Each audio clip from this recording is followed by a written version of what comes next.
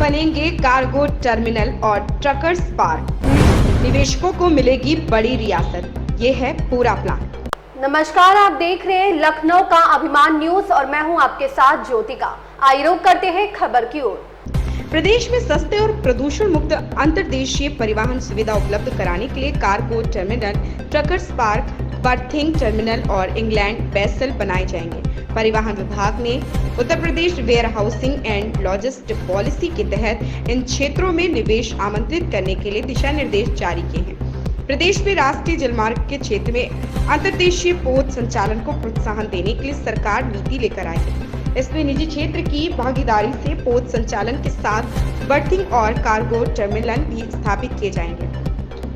Expressway और highway पर truck चालकों की सुविधा के लिए ट्रकर्स पार्क भी बनाए जाएंगे। नीति के संचालन के लिए परिवहन आयुक्त की अध्यक्षता में 6 सदस्यीय नीति क्रियान्वयन इकाई बनाई गई है। आवेदनों के मूल्यांकन के लिए परिवहन आयुक्त की अध्यक्षता में 10 सदस्यीय समिति बनाई गई। राष्ट्रीय जलमार्ग के किनारे सामान्य उपयोग की सुविधा के लिए 5000 टन क्षमता के टर्मिनल स्थापित किए जाएंगे। यहाँ भूमि की लागत को छोड़कर 20 करोड़ का पूंजी निवेश करना होगा।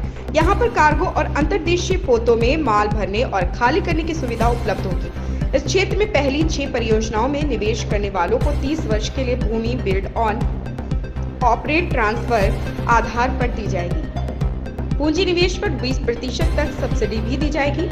भूमि की लागत को छोड़कर 20 करोड़ के निवेश से 10 एकड़ भूमि पर ग्रीनफील्ड कार्गो टर्मिनल बनाया जाएगा। इस क्षेत्र में पहली 25 परियोजनाओं में निवेश करने वालों को 30 वर्ष के लिए भूमि BOT के आधार पर मिलेगी। 15 करोड़ तक निवेश पर 20% सब्सिडी भी दी जाएगी। इन क्षेत्रों में खनिजों और उप खनिजों के भंडारण की सुविधा भी मिलेगी। राष्ट्रीय राजमार्गों, एक्सप्रेसवे, स्टेट हाईवे और प्रमुख फ्रेट मार्गों पर सड़क के दोनों ओर न्यूनतम 2 किलोमीटर की दूरी में ट्रकों के लिए 10 एकड़ में पार्किंग स्थल बनाए जाएंगे। यहाँ 85% भूमि ट्रकों की पार्किंग के लिए होगी। शेष 15% भूमि पर आवास, विश्राम और वाणिज्यिक गतिविधियां संचालित होंगी। इस क्षेत्र में निवेश करने वालों को भूमि की खरीद पर स्टाम्प ड्यूटी में 100% छूट मिलेगी। भू उपयोग परिवहन में 75% छूट दी जाएगी। विकास शुल्क में 75% छूट दी जाएगी। इस खबर में बस इतना ही। बने रहिए लखनऊ का अभिमान न्यूज के साथ।